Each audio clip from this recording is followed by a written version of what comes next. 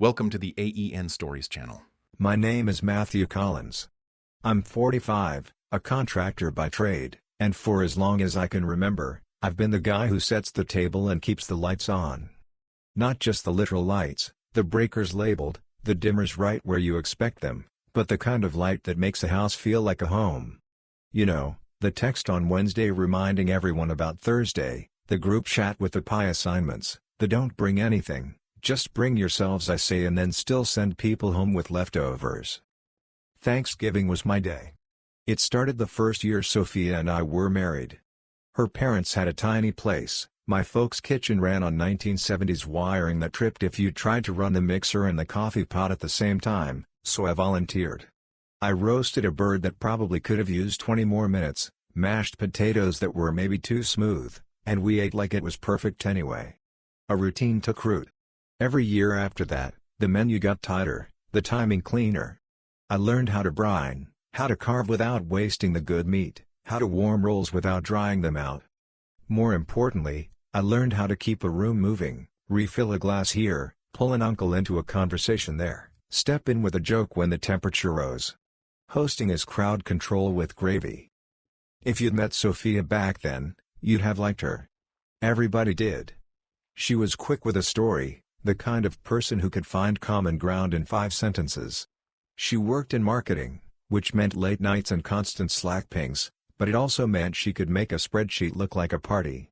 We had 2 kids, Daniel, now 12, and Hannah, 9, and a house in Naperville with a big front window, a tree we argued about trimming every December, and a garage full of the kind of tools you swear you'll use more than you actually do.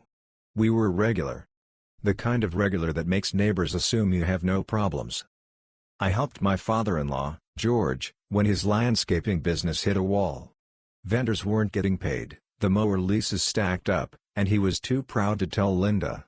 I spent a dozen nights at his kitchen table with coffee going cold, calling creditors, consolidating where I could, fronting cash where I had to. We got him stable. He said I was the son he didn't raise. It was one of those sentences that glues itself to your ribs. Sophia would kiss my cheek on her way out the door and say, "You're the best, Matty.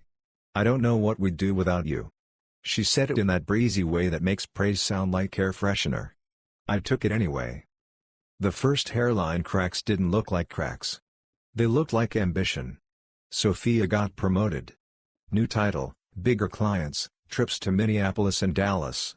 "It's just a couple nights," she'd say, tossing blazers into a carry-on. I'd handle homework and bath time, double-check the science projects, text her photos of the kids' drawings taped to the fridge. She'd heart the photos and say, "You're a lifesaver," which wasn't wrong and wasn't the whole story either. The late nights started to sound less like emergencies and more like a rhythm. She'd come home after the kids were asleep, cheeks flushed, eyes too bright. Presentation ran long, she'd say. "I didn't ask for proof because marriage isn't a police station, and Thanksgiving doesn't plan itself." If you asked me then, I would have said we were solid. If you asked her, maybe she would have said we were roommates who kissed. The week before Thanksgiving 2024 was a sprint like always. I took the kids to Mariano's and let them put marshmallows in the cart even though I hate sweet potatoes with marshmallows. Tradition trumps taste.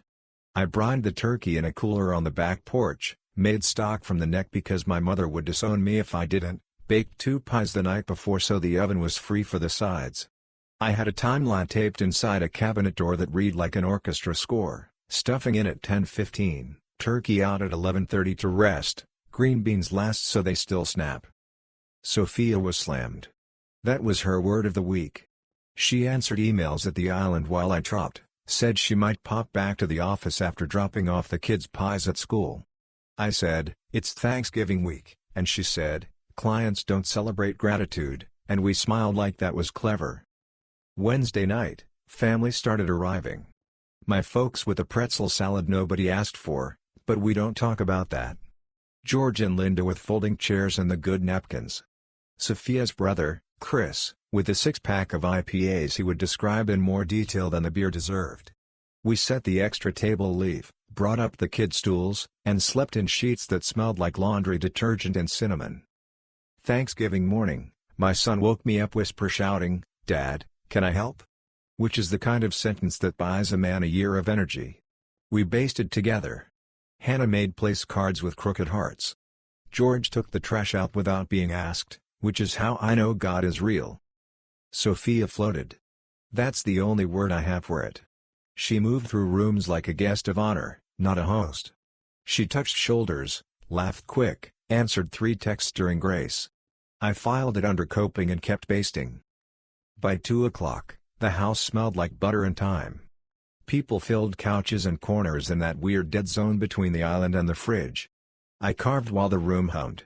The kids set out rolls. Sophia's phone buzzed on the counter like a fly you keep swatting but never kill. She'd flip it, read, smile, flip it back. We sat. I said a speech I'd been workshopping in the shower all week, something about how families are like houses, the way studs get covered by drywall but still hold. I thanked my in-laws for trusting me with their holiday table for a decade. I kissed Sophia's temple and felt her flinch or maybe imagined it. We passed dishes, the room hit that warm volume where everybody talks at once. And then the floor gave way. It happened so stupidly I still can't believe it. Sophia got up to grab more gravy. She left her phone by her plate. It buzzed, lit, and because the universe has an editor with a cruel sense of timing, her brother Chris, who was reaching for another roll, saw the screen. He didn't mean to read it. He's not that guy. But you don't mean to see a car crash either. He froze. The kind of freeze that changes the temperature of a room. His eyes met mine, then flicked to Sophia, then back to the phone. What? I said, like an idiot who doesn't want the answer. Chris lifted the phone just enough for us to see the preview line without opening it. 4 words, black letters on white screen. Can't wait till your husband leaves. Silence isn't quiet. It's pressure. The kind that makes your ears ring and your vision narrow. Sophia came back to the table with the gravy boat. She saw Chris holding her phone and for a second her face rearranged into something I'd never seen, panic without a mask. Give me that, she said too calm. George stood before I did. Linda's fork clinked against her plate. My mother whispered a prayer she hadn't used since our car skidded on black ice when I was 16. Chris set the phone down like it might explode. Soph, he said, voice shaking, what is this? Sophia's mouth opened and closed like a door that sticks. It's work, she said. It's. Work calls you baby now? Linda said, eyes on the table but voice sharp as a paring knife. I unclenched my hands and found 2 crescents where my nails had dug into my palms. Who is he? I asked. I didn't raise my voice. I don't know if I could have. Sophia turned to me, cheeks bright. Maddie, please. Not now. Now, George said. He had the look of a man who just watched his favorite team throw the game and realized they'd been shaving points the whole season. You answer your husband. She stared at her plate. A muscle in her jaw worked like she was chewing something that wouldn't go down. A colleague, she said. It's complicated. I laughed. It sounded wrong in my own mouth. Complicated is when the dishwasher floods while the oven's on. This is simple. Daniel said, Dad? Small, scared, and I wanted to put the whole world between him and this. Hannah stared at her place card like it could turn into a doorway. Sophia's eyes filled. I'm sorry, she said. I don't know when I started feeling alone. You're always hosting, always fixing, always. She gestured at the table like it was evidence. And I'm the one floating. You started feeling alone, I said, and solved it by inviting someone else into our house through your pocket. George put his hand on my shoulder, not the way you give comfort, but the way you take responsibility. He turned to his daughter. Sophia, he said, each syllable deliberate, you have a husband who has been here, at this table, at my table, at your mother's bedside when she had pneumonia, at my shop at 6 in the morning when the mower wouldn't start, with my bills when I didn't ask for help because I was too proud to ask. He is my family. You did this? Not him. Linda stood too. She took my hand like she was steadying herself and me at once. You're our son, she said to me, not looking at Sophia. You know that, right? Sophia went from crying to angry like someone flipped a switch. So you all choose him? She said. Over your own daughter? We choose integrity, George said, voice breaking in a place that made me hate that I was here to hear it. Over anyone who leaves it. Dinner was over, but the turkey still steamed and the pies still looked pretty and the kids still needed someone to tell them where safe was. I stood, not sure which job to do first. "Kids," I said, "why don't you take your plates to the kitchen? Uncle Chris will show you where the board games are." They did, like good kids do, glancing back with eyes too wide. Sophia reached for her phone. I didn't stop her. She typed so fast her fingers blurred. The screen lit, "Don't come here." Then, "My family knows." Then, "I can't."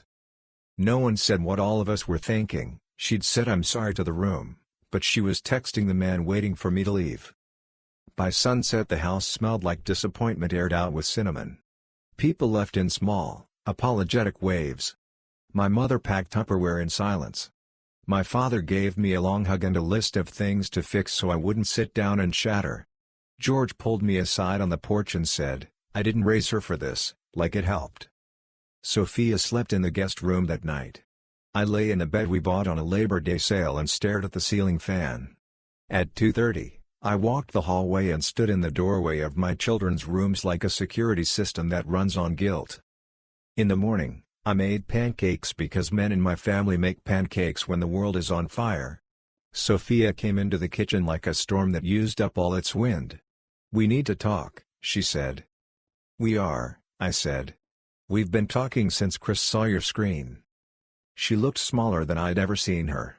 "It's over," she said, and for a stupid second I thought she meant the affair. "Us," she added, and the hope I didn't know I was carrying dropped straight through the floor. I didn't beg. Not because I'm proud, but because I didn't know how to. "The kids," I said. "They need soft landings." We told them together that afternoon with a calendar and a stack of stickers. 2 houses, I said. 2 rooms. 2 sets of pajamas. 1 family.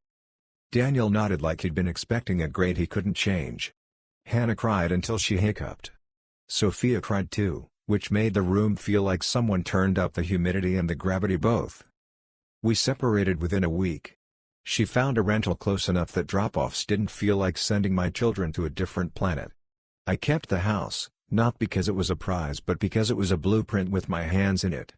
The lawyer said Illinois would call it equitable. Equitable didn't feel like a word that applied to anything in my life. Her parents took sides without leaving the table. They called me every day for a month. George came to the house on Tuesdays to help with math homework and the garbage cans. Linda brought casseroles that tasted like apology and home. The man from the texts had a name. I refused to learn it. He existed in my head as something between a smudge and a noise complaint. He vanished within 3 months, according to Chris, who heard things at work. Affairs burn hot and fast and leave a smell. You open windows. It never fully leaves. The kids adjusted the way kids do, by testing and pretending and making new routines out of old furniture. We did pizza Fridays and homework at the island and FaceTime on nights they slept at their mother's. I learned where Hannah liked her nightlight and how Daniel needed 15 minutes of nothing after school. I labored over the small things because the big thing was unfixable. Work kept me upright. I ran crews, poured slabs, framed a school addition. There's comfort in walls that stand because you tell them to. I taught a new guy how to set anchors so they don't spin. I showed a client why you don't fight the studs if you can help it. I came home with sawdust in my hair and the kind of tired that leaves room for nothing else. You learn who your people are by who shows up when you're not collecting an RSVP. My folks were there in the way parents are, crooked and constant. But it was George and Linda who surprised me by making my doorstep part of their commute. They kept inviting me to Sunday dinners like nothing had changed except the seating chart. The first one, I stood on their porch with a pie and a knot in my throat so tight I thought I might choke on it. George opened the door and said, "Come on, son," in a voice that made me 19 again and applying for my first loan. Sophia was there sometimes, which was a special kind of awkward. We navigated with the polite efficiency of coworkers forced onto a project by a boss who likes icebreakers. We passed the salt without touching. We talked about school pickups without talking about why the kids were being picked up at all. The grandparents drew the boundaries with the authority of people who had paid all the mortgages and replaced all the water heaters. "This is our house," Linda would say. "We will love you both here." She said it like a rule, and it worked like one. At Christmas, they invited me to hang a stocking and I did. At Easter, I hid eggs in their backyard and pretended not to see the ones that would make Hannah proud. On Father's Day, George grilled too many burgers and made a toast that ended with, "To men who show up." He looked at me when he said it. Sophia looked at her plate.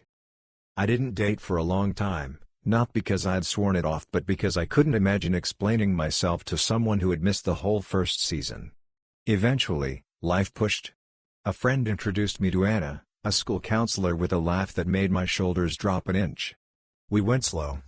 Coffee became a walk, became a baseball game with the kids where Daniel rolled his eyes at my attempt at cool and Hannah asked Anna if she liked dogs, like that was a test she could pass or fail.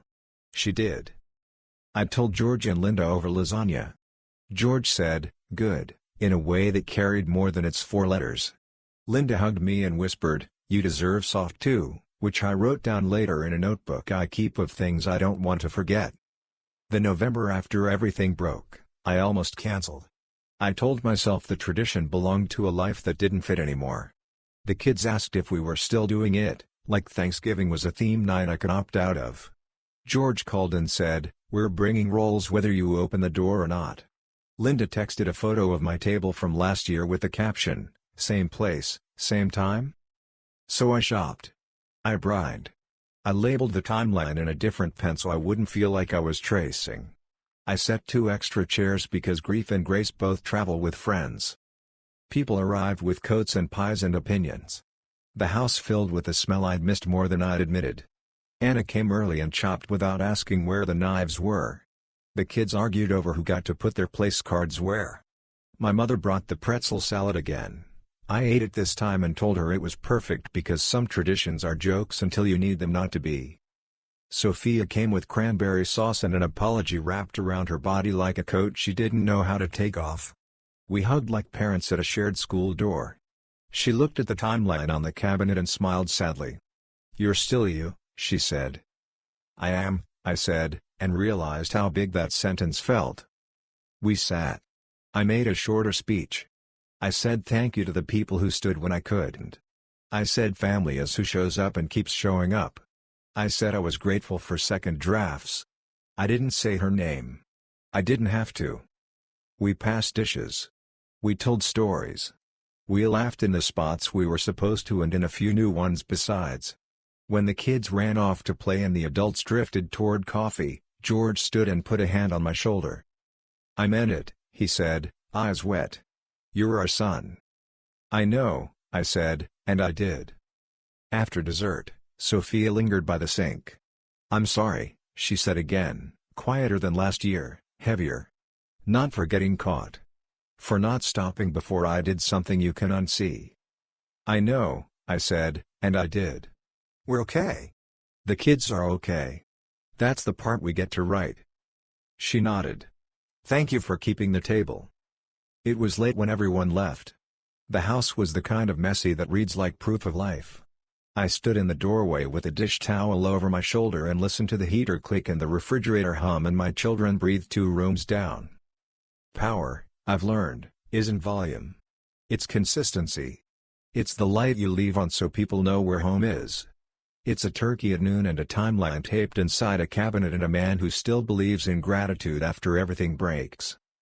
People think the big moment was the text at the table, the silence after, the line someone said about me being family. Maybe it was.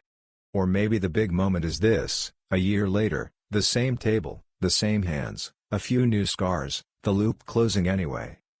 I can't tell you if that's the ending. I can tell you it's enough for now. And next year? We'll set 2 extra chairs again. Just in case. Thank you for listening my story. If you want more raw, real, and gripping stories like this one, subscribe to the AEN Stories channel. Your support keeps these stories alive.